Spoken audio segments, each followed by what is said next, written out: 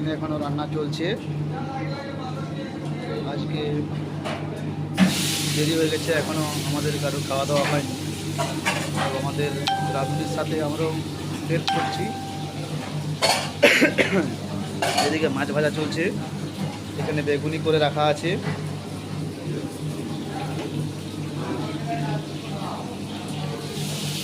এখানে আছে আলু পোস্ত, সবজি, শসা, পেঁয়াজ, ডাল, ঘ্যাঁট, চাটনি, পাঁপড়।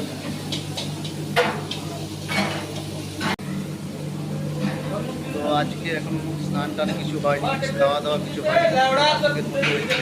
ভিডিওটা শেষ করলাম।